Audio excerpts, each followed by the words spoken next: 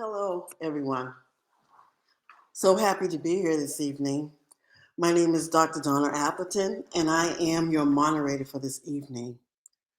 I am the founder of the International Association of Hidradenitis Suppurativa Network, short aka IAHSN for short.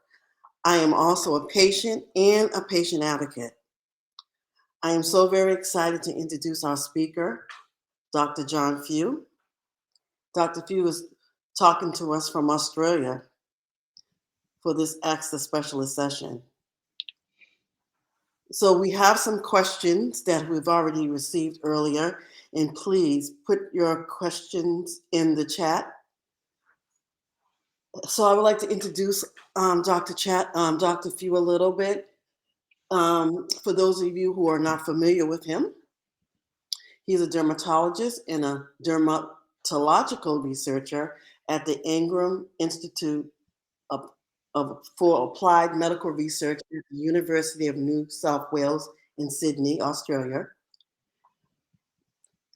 After graduating with honors from the university, he obtained a Master's of Medicine from the University of Sydney and a PhD from Flinders University. After completion of that training, in 2016, he undertook translational research at the Rockefeller University in New York City, investigating the inflammatory mechanisms of hidradenitis suppurativa. He currently holds a clinical appointment at Liverpool Hospital in Sydney, Australia, and is head of the Laboratory of Translational Cutaneous, I hope I pronounced it, Cutaneous Medicine at Ingram Institute for Applied Medical Research. Dr. Frew has authored over 120 peer-reviewed articles and has a special interest in pathogenesis and molecular mechanisms of inflammatory dermatoses. He is also a past recipient of an HSF Danby Research Grant. So with no further delay, here is Dr. Frew. Thank you so much, Donna, and thank you to everyone for inviting me here this evening, which is early morning over here in Australia, but actually I'm dialing in from Japan at the moment, so a bit of a worldwide representation here this evening. So thank you to everyone from North America and across Europe, och hej från alla från Sverige också. Jag kan säga att det är många svenskar här, så egentligen tack så jättemycket för ni alla som kallar in också. So sorry, a little bit of Swedish there for our Swedish fellows that are here in the background. All right, so first of all, what I'd like to do is just spend a couple of minutes on a general overview of the pathophysiology of HS. And this is a rapidly evolving, rapidly changing space. So a lot of the questions that many of you have submitted, certainly there are some answers to, but do keep in mind that there's a lot that we don't precisely understand, although we do know the broad strokes, so to speak. So one of the main questions we tend to get asked a lot is HS an immune system disease? What about follicular occlusion? What about diet? Things like that. So generally speaking, yes, HS is an immune system disease. Is it an autoimmune disease? Sometimes, yes, it can be. And that means that the body is producing products which are fighting against the body's own cells. So in some individuals, particularly very severe early stage 3, yes, there are antibodies. It's still quite unclear whether they are truly autoimmune in the strict sense of the word, like other conditions such as lupus, but certainly there is a strong autoimmune component. Now, the question about is this a follicular occlusion disease, and we know that for the past 60 or 70 years that's certainly been pushed as that's what causes it.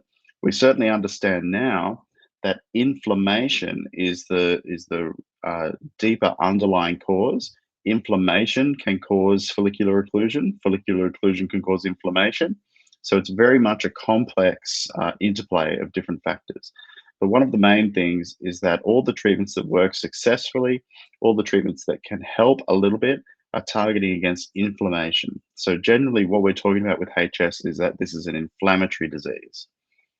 In terms of some of the other questions that are just popping up now, there's a few questions about apocrine glands. There's a few questions about the use of very specific targeted treatments. But certainly, we know that the concept of HS being an apocrine gland disorder is based on a paper back from the mid 1950s. And the way they actually did this, when you understand it, makes you realize that, well, we shouldn't take everything that's been accepted for years as gospel. We need to push the envelope and really rethink where we're at in order to find out the truth about what causes HS. The apocrine gland studies were done on medical students who didn't have HS, who were placed tape under their armpits to cause follicular occlusion. And then they biopsied the skin afterwards once they had a kind of a pimply reaction, which you often get from covering sweaty areas for a number of days, and showed that there was mild inflammation around the apocrine glands. And this was the first paper to say, oh, well, therefore, if you occlude the skin, it causes apocrine gland inflammation. But when you think about it, something like that would never get published today because it's in people that don't have HS. It was in medical students, there was no control. So certainly we know that a lot of the things that we've assumed for many, many years, if we did them today, we certainly wouldn't interpret them the same way. So I certainly say to people, yes, you can get apocrine gland destruction, you can get apocrine gland involvement, but the root cause of HS is unrestricted or erroneous inflammation, both in the skin and throughout the whole body. But Donna, I'll pass back over to you, and I'm happy to kind of talk more specifically about any specific questions at Okay. all. Let's see. There's one question here about how can you prevent, or how can I prevent hypergranulation, or if you already have it, how can you treat it to make it go away? So hypergranulation is a very common result of either surgical procedures, so de-roofing, or an incision and drainage. And certainly a lot of people, and many of you may have experienced this, have the draining tunnels that have these very granulating, very friable or easy to fall apart, easy to bleed little lumps at the opening of the tunnels. So this is hypergranulation tissue. And what it is too much inflammation causing a buildup of many different cell types. There are a few different treatments that you can use to get rid of it, but the root cause is you have to shut down the inflammation. We do that with intralesional steroid injections, sometimes silver nitrate, the little gray silvery paste on the end of a stick that can often be used to reduce hypergranulation tissue. But certainly, you find that once it's established and once it's quite large, you do have to physically remove it. So sometimes, curetting or de-roofing procedures or excision. But prevention is better than cure. So effective control of the inflammation is the most effective way to prevent hypergranulation tissue. Okay. Let's see. Here's a question. I often wonder if abscess process is inevitable or if it depends on body inflammation. So my thoughts is if we reduce inflammation and have that in control and are no longer regularly seeing abscesses, are we no longer actually having vehicular occlusion?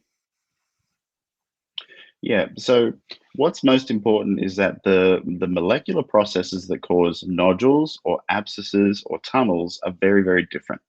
And we don't completely understand why one causes one and one causes another, but we certainly know there are different types of cells and different inflammation pathways involved. So with the nodules and abscesses, definitely, those really rapidly growing, painful, deep abscesses that just don't bust on their own, that need incision or things like that.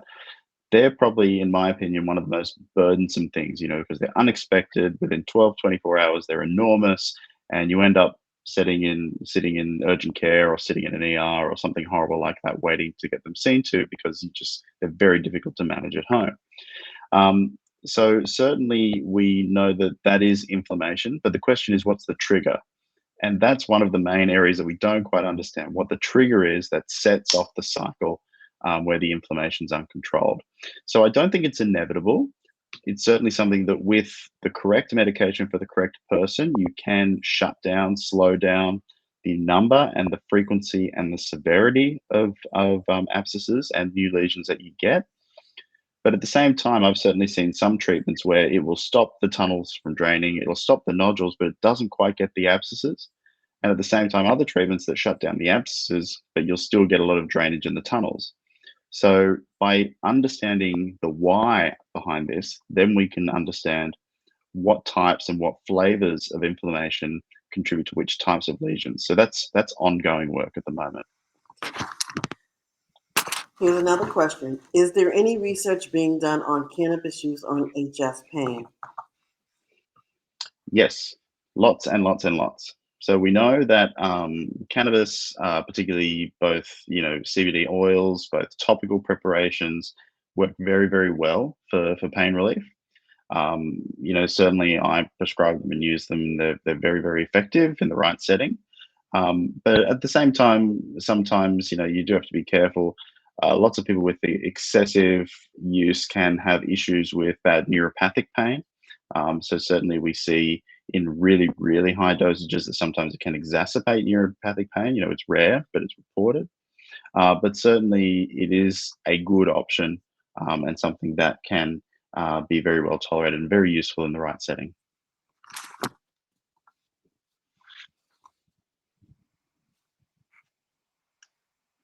What can I do about facial and groin abscesses when my HS dermatologist tells me I have to cut back on localized steroid injections? Yeah, so look, the persistent localized areas of disease activity are very tricky. And often it does come down to a personalized treatment decision between yourself and the physician. But often, I will find that you need something systemic in the background to help dull down all that level of inflammation. And look, we most of us who are here, I'm sure, all know that antibiotics don't work too well. Sometimes they can work temporarily. Sometimes they can work relatively well for shorter or medium length periods of time. But the most effective long-term treatments we have available at the moment do happen to be systemic anti-inflammatory medications. So we're talking about biologic therapies, whether it be TNF alphas, IL-17s. In small select populations, IL-23s can sometimes work, JAK inhibitors, the list goes on and on and on. But the only way to cut back on localized treatment with steroid injections is to control the inflammation that's systemic, that's going all through the body. So, I get this question all the time from patients as well. Things are good. I don't want to have treatment because I want to break. I don't want to expose my body to all the risks of different treatments. And certainly the way I tend to come back at that is that, well, think about this like a rock rolling down a hill. At the moment, you've pushed back on it and it's holding it at bay. But if you let go too early, it'll keep rolling again. If you hold on to it and keep it suppressed, there may be a chance that it will stop and just sink into the ground and stay there. But eventually, it'll probably start rolling down that hill again. So, the preventative side of things with good, effective systemic anti inflammatory medications is the cornerstone that you need to build the treatment of HS on. So, my recommendation to patients in similar situations is if you need to cut back on the localized therapy, you need to replace it with something that's going to do the same thing, but with less side effects in those localized areas. Okay. Do you know of any studies of HS patients that are on vegan diet? So, in terms of studies, I don't believe there are. There are a few studies on the effect of intermittent fasting, things like during periods like Ramadan, where people do tend to find that there may be some benefit from alterations to diet. Obviously, in the patient community and HS community generally, there's lots and lots of interest in does diet play a role? And this is a very, very complex situation that we don't have all the answers to. But generally speaking, we do find that some diets are very pro inflammatory. And when we say pro inflammatory from a physician perspective, it's very different to what you read online in terms of, oh, this is an anti inflammatory diet or things like that. So we know from the science that there are certain products, such as foods that are high in processed sugars, foods that stimulate high levels of insulin. What they do is they stimulate inflammation. We know that both in cardiovascular disease, in gastrointestinal disease, and definitely in HS. We certainly know that there are some types of foods that stimulate what are called short chain fatty acids in the gut.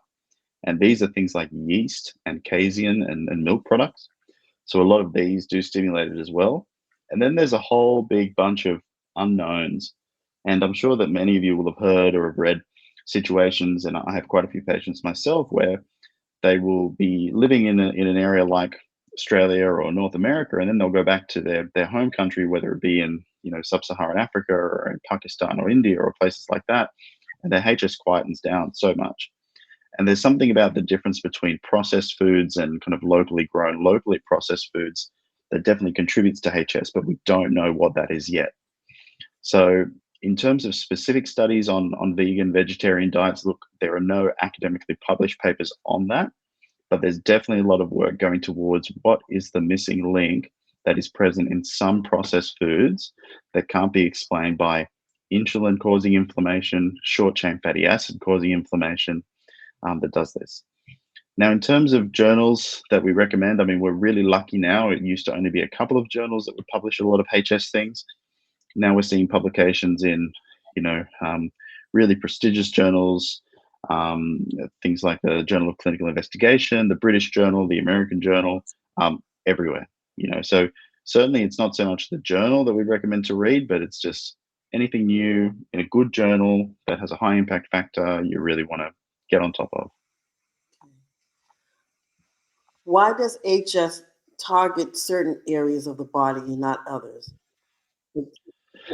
So this is one of these interesting topics that I could talk for hours on. Now, the immune system in the skin is very complex, and there are certain areas that have different flavors of inflammation than others. When I was talking about milder and more severe, like Hurley 2, Hurley 3, HS having different flavors of inflammation, this is something that there are different kinds of flavors, again, that predispose to different body sites. So there was some really nice research a couple of years ago now that showed that the Th17 immune axis, which is one of the immune axes that's also involved with other conditions like psoriasis, um, has a predilection or a predisposition to the armpits, the groin, the buttocks. So we find that just inherently there's a higher level of background activity in those areas. We think that that is a potential explanation why you get that, why you get HS in certain areas and not others. It's not definitively proven, like we know, HS can affect every part of the body except for the palms and soles, as far as we know. And there are probably different reasons. For example, people that get really bad HS on the head and the neck, there are certainly different hormonal contributors as to why that certainly happens there. So, but there is an immunological explanation as to why HS primarily targets areas that it does. How can patients ensure that our sometimes multiple doctors are in communication with each other in monitoring secondary conditions regarding not just our HS but other comorbidities? Yeah. Look, this is really hard. And it's something that luckily there are some areas now that do have strong multiple disciplinary teams involved in HS care. And it just depends if that's one of those that are near you.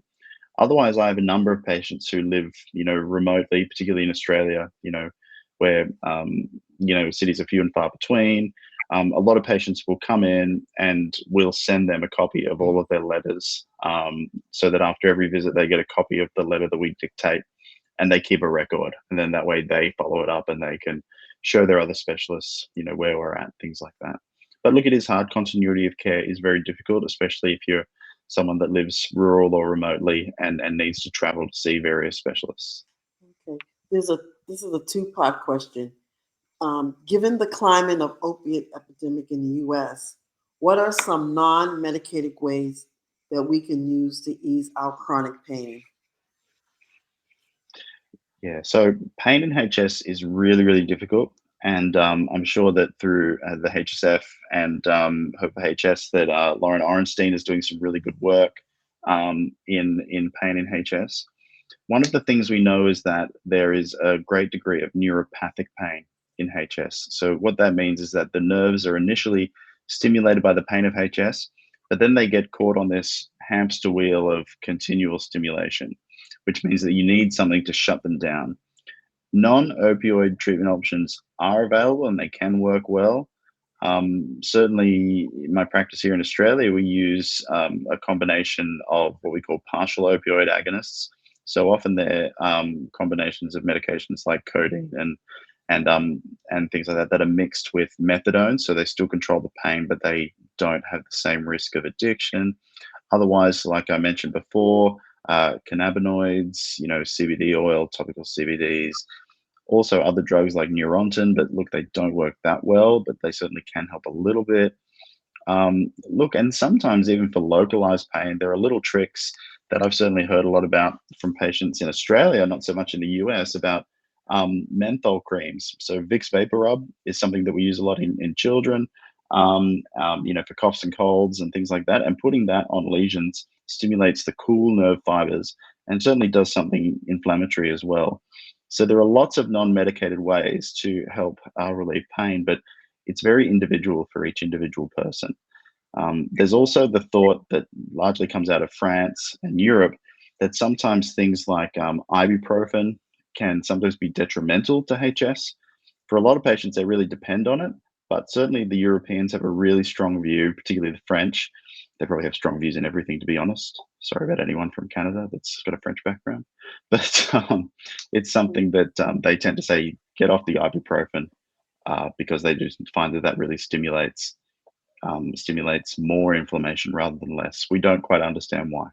Hmm, interesting. Okay. What is considered per- perilesional skin with HS on a histolog? I can't even pronounce it. Histological. I can't pronounce it. Level. What are the differences between HS affected skin and non-lesional skin? Also, are Hmm. prodromal symptoms common in particular parasites? Pruritus, yeah. So the difference with the lesional, perilesional, non-lesional skin in HS studies, this is more of a mechanistic question in terms of how do we know what's relevant. So when we test for a bunch of proteins or a bunch of genes in HS studies, we take a sample from a nodule or an inflammatory site, a perilesional site, because what you tend to find is that if you have a tunnel, you often can't see it.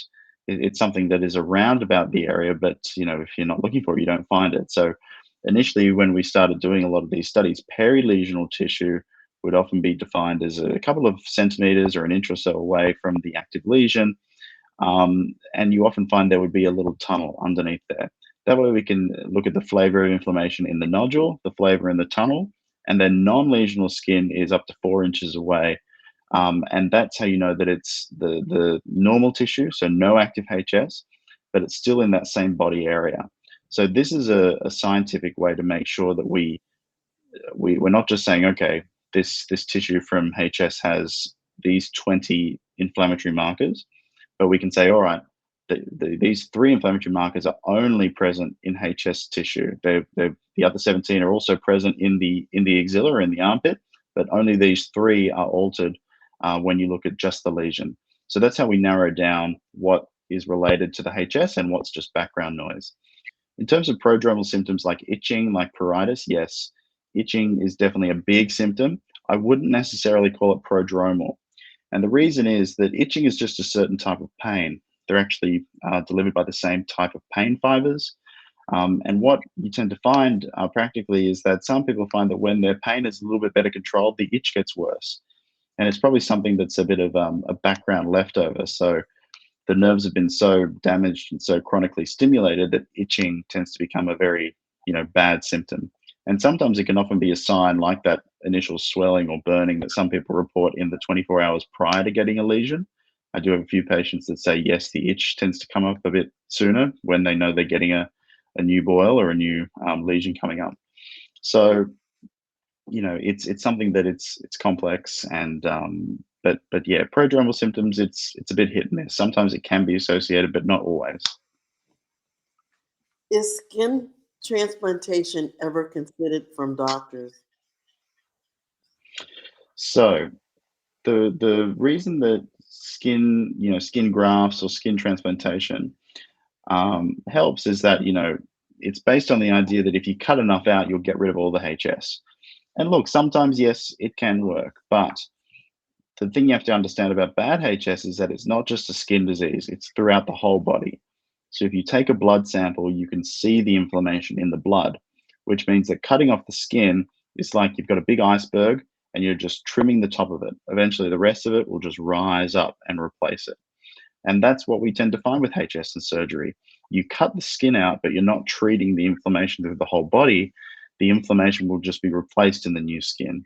So again, that's why I explain to my patients that when you treat HS, yes, in the past it was all about cut it out, get rid of it, but you'd find that a few years down the line, unless all the other inflammation was addressed, that things will just come right back again. So transplantation or skin grafting, as we kind of call it, can sometimes help when you're doing some surgery, but it is definitely not a cure or a definitive cure. The best, most effective treatment is to treat the inflammation as well as taking out some of those problematic lesions. I recently had surgery, not for HS, and had a difficult time getting the dermatologist to help the surgeon determine how long I should be off Humira before and after surgery. Derm said it was up to the surgeon. The surgeon's nurse went to the Humira package insert. I had difficulty getting the surgeon and other staff comment to commit to when I could start again. And and no, I did not go back to my derm after his non-committal response. My rheumatologist felt I could go back on it at one point, quoted research. Yeah, so look, this is a really common question that we get a lot of the time. So the conflict is that the HS is being reasonably controlled by the Humira or the adalimumab. However, surgeons are really anxious about it because they're worried about risk of infection. And if you get an infection, it makes their statistics look bad. They don't like it. So the question is, does Humira increase your risk of infections during surgery? And the answer is no, it doesn't. There was a really good clinical trial called the Sharps trial, which showed that if you are on Humira compared to not being on Humira, and you have surgery, that the difference in infections and wound breakdown, no difference at all. So, in fact, I tend to find anecdotally that the patients that do better with quicker healing times, less pain, better healing, are the ones that are on Humira, not off it. So, my recommendation, and I've been educating surgeons and things like that, particularly here, is that don't stop the Humira for surgery. There may be some certain types of surgery, big cardiac surgery, joint surgery, that it might be needed, but the answer is you want to get back on it as soon as you can. Look, it is a conversation that has to happen between your HS specialist and the surgeon. Personally, I tend to say 2 to 4 weeks because you don't want to be off it too long because you have a risk of building up antibodies. But ideally, my recommendation would be you don't stop it, you keep going on it. Because certainly I've had a number of situations where you stop the Humira, you get new boils, you get wound breakdown in the surgical wound because there's too much inflammation there. Inflammation stops wound healing. And then when you try to go back on the Humira, it doesn't work as well because you've started to build up antibodies. So if you can, continue, don't stop.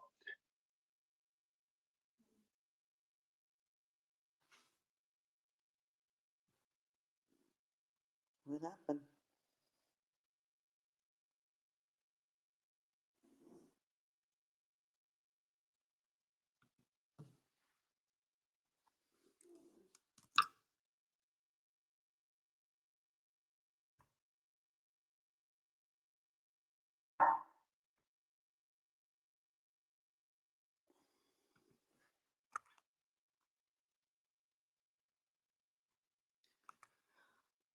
It looks like we may have lost our connection with Dr. Frew. Um, we're going to give a few more minutes. Well, actually, it's almost time for us to end soon. Um, hopefully, he'll jump back on.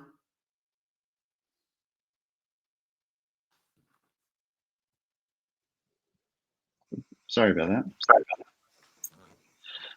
So Jay, I was saying the Sharp study is a really good study which shows that there is no risk of no risk of being on Humira during surgery. It's published in JAMA Surgery, so you can reference that to your surgeons. And if you can stay on Humira during the surgery, that's perfect. Otherwise, getting back on it as soon as possible within a couple of weeks is ideal. Okay, one more question, Dr. Frew. Um, can you explain more about the different stages of HS again? Yep. So certainly we talk about the difference between Hurley stages. Now, Hurley staging was a very rough guide for surgeons as to how to treat HS. So Hurley stage one lesion in one particular area. Hurley stage two is the majority of people. Multiple lesion types can have a little bit of scarring, but you'd still see some normal skin in between the lesions. Early stage three, there's no normal skin. It's covered the whole anatomical area. However, now we're looking at the molecular stages of HS. So different flavors of inflammation that occur in different people, the differences between different types of lesions. So we know that nodules versus tunnels have very different types of inflammation, both in skin and in the blood. So we're probably in a process now that in the next 5 years, we'll have different definitions in terms of what kind of HS people have. Certainly, it's aiming to be something that by knowing what flavor of inflammation you have, it relates to what kind of treatments will work. So that's when we talk about biomarkers.